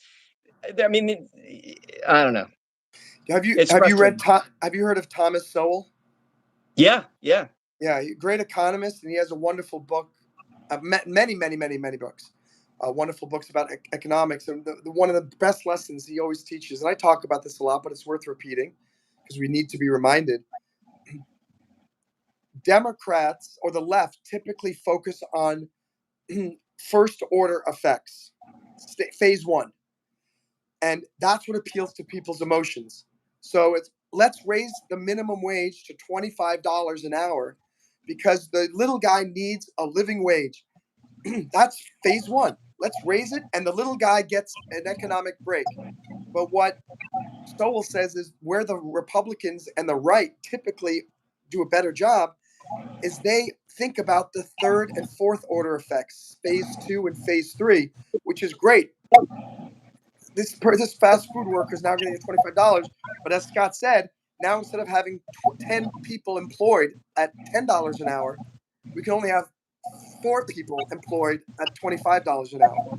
So it really doesn't help the little guy. It helps the 3 or 4 people who were on a management track because the little guy is just going to get fired and get relieved. And it's just super, super sad that people don't think about phase 2 and phase 3. Stop thinking with your emotions. And by the way, I'm not perfect at this. I make emotional mistakes all the time that cloud my judgment, and Scott does too. We all do. But we have to try to stop doing that because look what happens. I hope I think if Kamala Harris wins, it's too many people thinking of phase 1 effects, not the phase 2 and phase 3. Well, I'm gonna watch her. I guess it's now a 22-minute debate. I guess I'll see it later tonight or tomorrow. But I want to see what she says about policy and her economic plan. Because at the end of the day, there's a famous quote years ago. I think either Jimmy Carter or maybe Bush said it. It's the economy, stupid. Because at the end of the day, all of us here on this chat, when we go into the voting booth or when we fill out our ballot and mail it in, most of us are selfish in a good way. We want what we think is best for us. And oftentimes it's the economy. Like, I'm not really thrilled about $6.50 gas. You know, it used to be Absolutely. $3.50 out here. Kim Smith, just so you know, I don't know if any moderators have been removing your comments. I don't know what you've been saying. I do know that YouTube sometimes doesn't show comments, even of people who have typed it, and I don't even see them. So That's not it may cool. be the moderators, it may be YouTube doing their thing. I do not know. So just so no, Kim, we're not.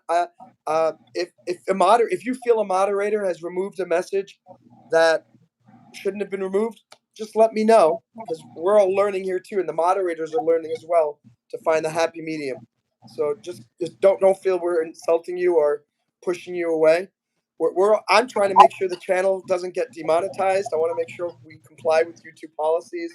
I want to make sure also the moderators want to make sure that the chat is family friendly. We even had to penalize Scott and say, "Stop with your bad language, young man," and he had to go in the corner. All right, so I'm trying to go down here a little bit more. And mature conversations, says Matthew M. Oh my gosh, by the way, can somebody please put in the chat the current time, Eastern time? And by the way, any of you guys who come back regularly, it's a great favor if you can put in the chat the time, because it lets me know where we are in the chat and how far behind we actually are. Love and Light says, I love that a notification is sent for the time of the live stream. Sometimes YouTube does a good job of sending the notifications. Sometimes it doesn't. I'm glad you guys did get it and you were able to find it. And Thanks, guys. Thanks, Darren. Jamie says they cut 18 minutes and refused to provide a transcript of her interview, according to my mom. I didn't personally watch it. I will say this, guys.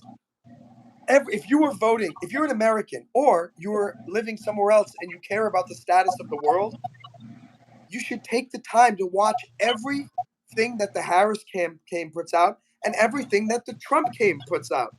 Don't listen to your friends. Don't listen to me and Scott. Don't listen to the people in the live chat. Watch what they really have to say and then make an informed decision. Like Scott said, don't be voting on things that you don't know anything about. Don't be talking about things. And I try to do the same thing. If I don't know something, I will say that's not my expertise. Let me see if I got more. Nirvana. One person wrote Nirvana rocks. The other person said Nirvana sucks. Hey, everyone's got an opinion, man. That's what I love. Freedom of speech. Those of you who were on the live stream yesterday, yes, I'm still wearing the same shirt that I was wearing on last night's live stream. I didn't get to bed till 4:30, packing up and preparing, and I was rushing, and I slept for 2 hours. I got to the airport, so I'm excited. I'm going to be taking a shower tomorrow morning, and you'll see me in new clothing on tomorrow's live stream. Jose thinks Nirvana ripped off other bands. You know what? Every band ripped off every other band because everyone's influenced by everybody else. You just got to put your own spin on something. Oris says, my motivation is being thankful for what you were given because you probably already have more than you deserve. 2 thumbs up to that. That was beautiful, Oris. Very, very well said. And I think that's a wake-up call for all of us. Tony Robbins taught me years ago, and I crewed for him at a couple of events. I did a video for him. One of the most altruistic guys in person when you physically meet him. And he taught me to wake up every day with an attitude of gratitude. And for me, it might, I'm 60 now, so I'm getting up there. Every day above ground is a great day.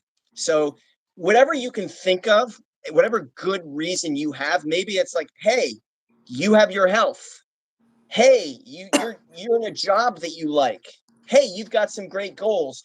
Think about things you could be grateful for versus about the problems, because we all got way too many problems, even me. But I don't think about them too much. I want all of you right now, if you'd like, put in the chat something that you were grateful for in your life, something that you're grateful for. And by the way, if you come to, you guys know that I have a not-for-profit break diving. The idea is don't wait for opportunities, dive in and make your own breaks. We do this gratitude thing like once every 2 weeks on this community. If you want to come join, it's free. Breakdiving.io. And we always do this awesome thing. Write down 10 things that you're grateful for and 10 things that are going well right now in your life. And Scott and I are going to do that right now. I'm going to share 5 things that I'm grateful for. Scott will do that. Then I'll share 5 things going well in my life, and Scott will share the same. And I want you guys to share the same in the live chat. So 5 things I'm grateful for. I'm grateful for Scott taking nearly now 2 hours out of his very busy day, because I know this guy's very busy, to be on this live stream with me. I'm grateful to the 24 of you who are here right now, and all the others, the 45 plus who have been here before. I'm grateful that YouTube has finally, after 18 years, anointed me as eligible to make money and to be a part of the partner program. I'm grateful that the TEDx team at Jefferson University has invited me to be on the live stream. And 2 more, I'm grateful my mom is still alive, and I'm grateful that my health overall is pretty good. It's your turn, Scott. I'm grateful for having you as such a good friend and a mentor, and just having you in my life for so many years, Monroe.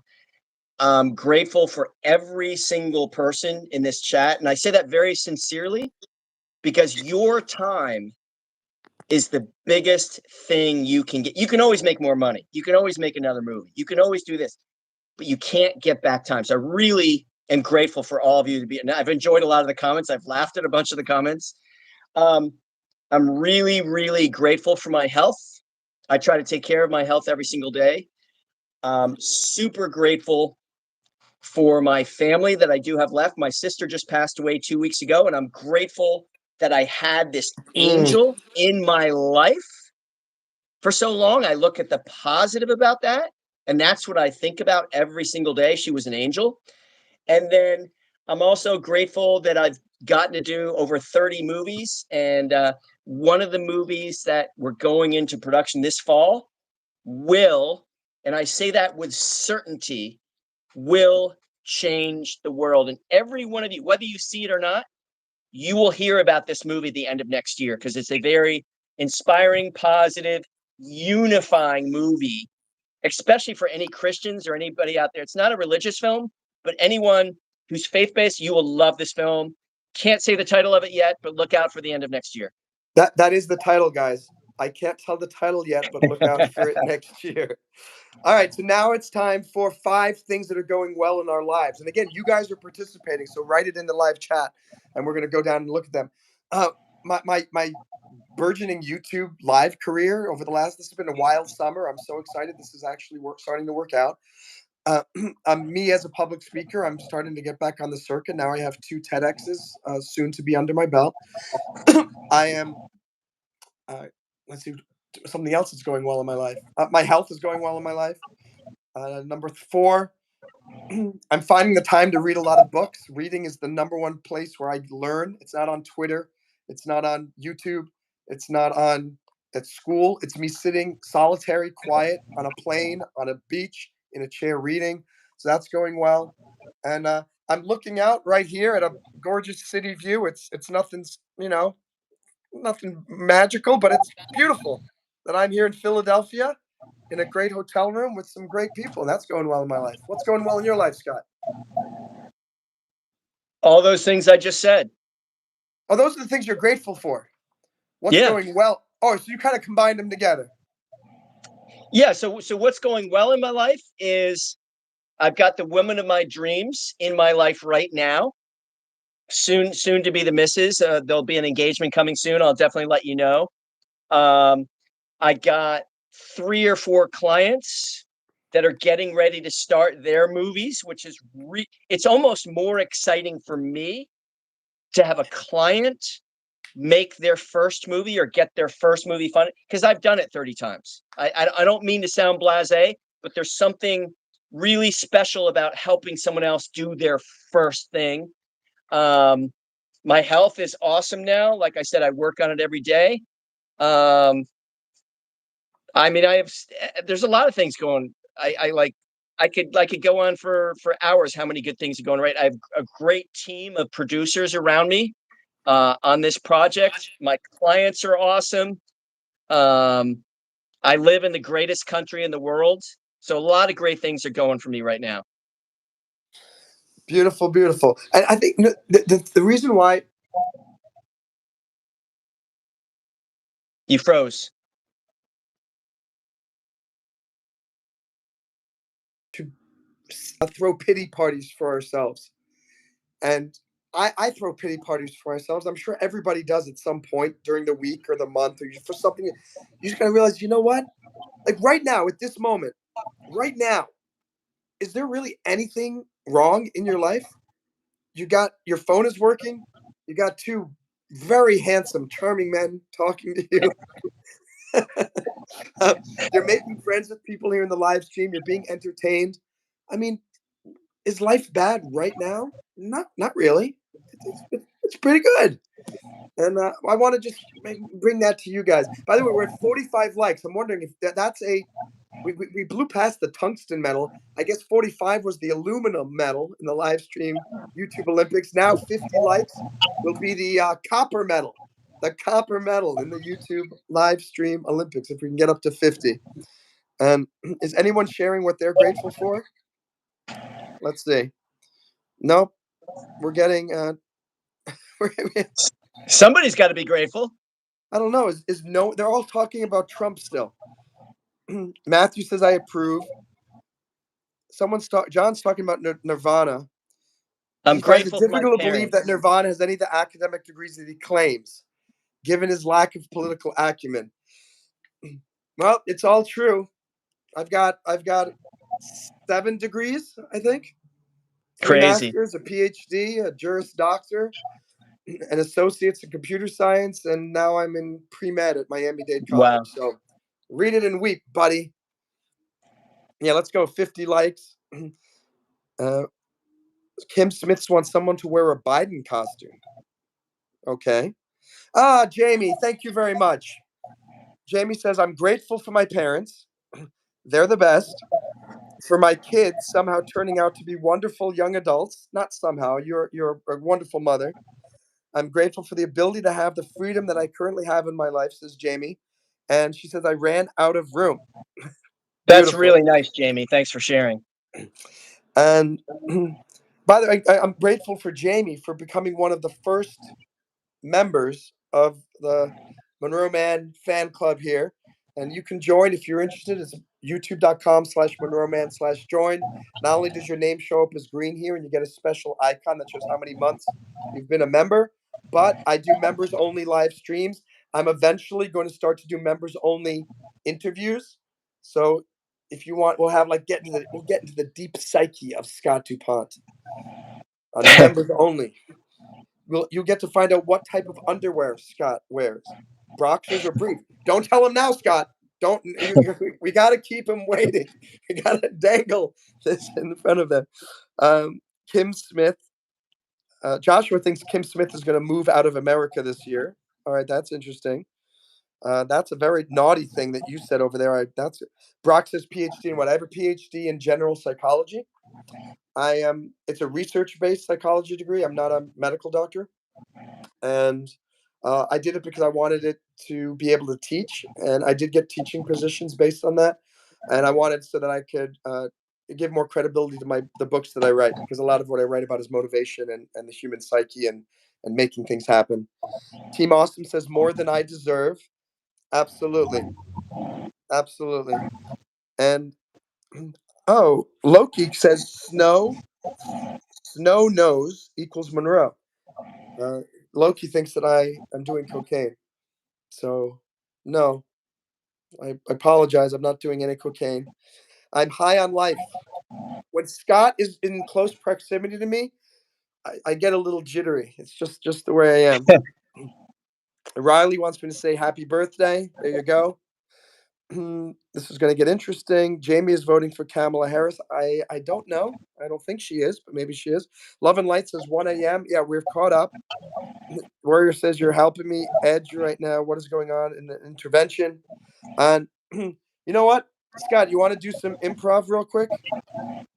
I got a few minutes, and then All I right. got to sign off soon. Let's go. Let's go. Hey, what's up, everybody? My name's Billy Bob. I'm coming here. Monroe Mann flew me up to Philadelphia because he wanted my support because he's doing a TEDx. And I heard him talking for 2 hours with Scott DuPont, great film producer. He's got, finance your movie. He makes movies happen, makes Hollywood dreams come true. And I got some tough questions for you, Mr. DuPont. I got a question for you. Are you from Mississippi? No, I'm from the deep bayou of Louisiana. A lot of people confuse it with Louisiana. I'm from Louisiana, but I represent America, 100% America. Okay. So did you like go to school? Like, did you pass 5th grade? I absolutely did. I'm, as many people know, I am one of the highest advisors across the world. I advise Benjamin Netanyahu. I advise Barack Obama. I advise Biden. I advise Trump. I advise everybody. Okay. So I'm very learned. I also confess I'm the gator wrangling champion in Louisiana. That's pretty important in your state. Congratulations. Well, thank you very much. I want to ask you too. Do you know how to wrestle gators? No, I don't. But luckily, there's no alligators in Los Angeles, so I never needed to learn that skill. But if I ever go down south, I'll let you know. He says there are no gators in Los Angeles. He don't know about the Brea tar pits. There are a lot of gators stuck in there from many years ago. Am I right or am I right? You are right, but I haven't seen them. They're like 100 feet under the ground in like a big swampy tar pit. That's right. That is right. Now, But there I are want to some know. Florida. Actually, I'm going to correct myself. There are a few Florida Gators, the mascot, because I do see some T-shirts once in a while. That is true. That is true. The Florida Gators, they are derived from the Gators from the Brea tar pits. But you didn't know that. You didn't I know that, didn't. did you? You didn't know that. Now, what? A lot of people ask me, did you marry your sister? Maybe I did. Maybe I didn't. But is that such a bad thing? I just love my sister. What Well, do it you should be a think? yes or no question. I'm not judging, but did you? I maybe did. I think Maybe you did. did. That's a yes. Hey, I'm not Well, judging. well, Hey, you save on the marriage license, right? well, You're under the same. You're under the same roof now, anyway. that is true. Well, we're not right now. I'm with Monroe Mann. I'm in this hotel room. We got double beds. We got there and we got there. Oh, So okay. I'm in this bed. Monroe's in that bed. Okay. So I think Donald Trump is going to win the election. I'm not making any prognostications, but there's a possibility, good possibility. Do you think Donald Trump's going to win, or do you think Miss Harris is going to win? Honestly, here I'm not taking sides. I've been neutral all night. I think he probably has a good chance of winning, unless they put him in jail because he's got some big sentence Or in a couple what? of weeks. Excuse me. You're telling me they're going to put Mr. Donald Trump in jail?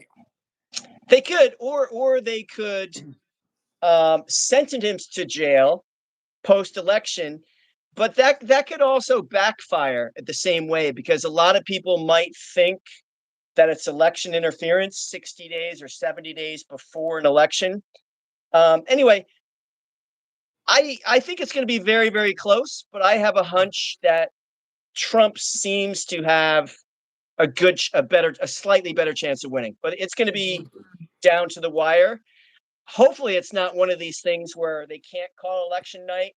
They'll have to wait till like November 30th, like weeks and weeks to count ballots, because that to me is kind of weird.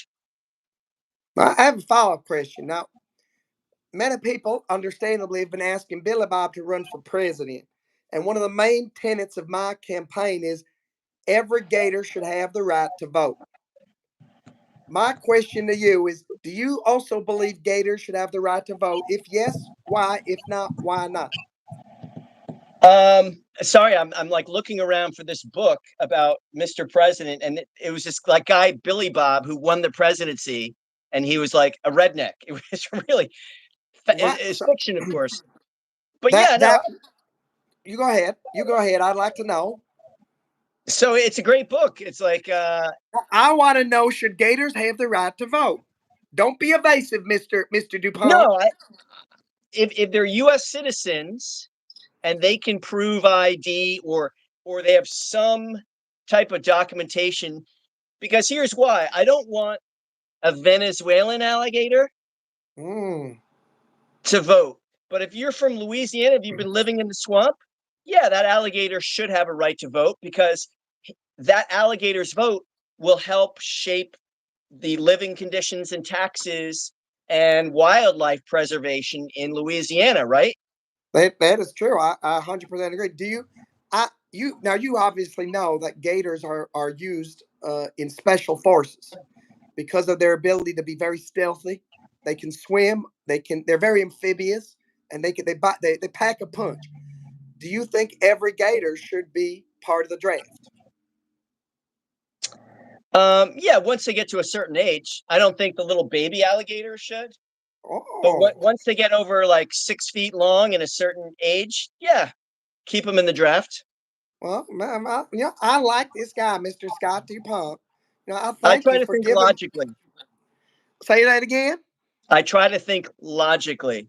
Well, that's what we do. We need a lot more people thinking the way that Scott DuPont thinks. Scott We DuPont do. thinks like, I'm not like praising myself, but yeah, we do need more oh, logic. no, Billy Bob's praising you. Billy Bob is heaping a big amount of praise on Mr. Scott DuPont. He's a handsome man. He's got a great smile. He's got a great mind, and he's got a great profile. Look at him. He's showing his profile. I was He, trying to look for the he book. Sorry, now, I take he's just showing off his beautiful nose. You see that? it's a big Just no. look It got at broken look how when beautiful I was a I kid. am. I think Monroe Mann wants to come back. One second. Hey, we had some good fun with Billy Bob. And Dr. Burnett I says, missed your New York accent the other night, but they're both good.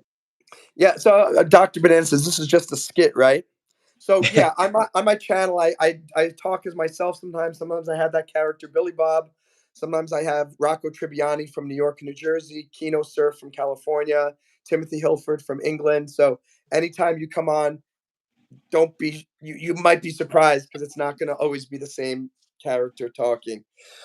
Before we sign off for the night, Good night, oh, Jamie and Jessica. Jamie's heading off. Good night, Jamie. And do you have any other questions for either me or Scott before we head off for the evening? And while we're waiting, you can give you a few minutes, just write in the chat there. And what are you up to tomorrow, Scott? What's your on your agenda? I've got a podcast with a really exciting producer early in the morning. That sounds Um, cool. then I've got a call with some potential sponsors for our movie. And then I've got a couple client calls, one of which might be funding another movie. So pretty exciting day. Very, very cool. If any of the people in the live stream wanted to get in touch with you, what's the best way to do that? Just go to financeyourmovie.com, click on the green telephone button. It'll take you right to my calendar, and just book a 30-minute call. And if you just want to kind of brainstorm some movie ideas or tell me where you are with your documentary film about your life, or whether you have a great script or a story idea. I don't really have time to pick up any new clients right now, but I'll be happy to do a free call just to brainstorm. And, maybe next year, after some of these movies that I'm producing get off my plate, I'll be picking up some new clients. But always happy to just give free advice for a few minutes. Um, I enjoy helping people navigate. Otherwise, just check out my podcast. It's free every week. Finance Your Movie. Beautiful, beautiful. And let's check out these final comments. Kamala Harris for president. That's Joshua's slogan right there. Dr. Bananas wishing us all a good night. Love and Lights says Billy Bob sounds like he has a Georgia accent. It's definitely deep Louisiana bayou. You're just confusing it. What do we think of the Afghanistan exit? I'm an Iraq veteran, and I think it was absolutely a travesty. We shouldn't have. Forget about whether we should have gone into Afghanistan or Iraq. That's another point. Once you're there, you do the job correctly because all those my fellow soldiers died for basically no reason, and now the Taliban controls Afghanistan again, and women no longer have any rights there. It's a travesty. So, and I Yeah, I blame agree. I I don't blame think it was handled properly. yeah, very very good. I blame Biden for that. Yay, Josh. John's also a Kamala fan. That's great. Kamala will save America. We will find out. We will find out what happens. And Team Awesome's here. Darren is here. Kamala Harris is a Wonder Woman. John Wick says, Joshua, what has Kamala Harris done in the last 4 years? Please answer that. That's a good question. America First from Kim Smith says, Trump will save America. Izzy says, amen. I'm right here with you, veteran myself. So, Thank you guys, for your thank you so service. much. Oh, my pleasure. I said, you're worth it, Scott. All of you are worth it. Please check out Scott's podcast, Finance Your Movie. It's on Spotify. It's on all those platforms, Apple Podcast. Please check out his website, financeyourmovie.com. Of course, please click like if you like this live stream. Please subscribe. Turn on the bell. You'll get notified whenever I am live with myself, one of my characters, or with a great guest like Scott. You can join the membership, which is going to give you behind the scenes stuff. It's youtube.com/Monroe Mann/join. And of course, the super chat is always here. Sometimes we get super chat, sometimes we don't. But all of that goes to the Running for Famous campaign fund.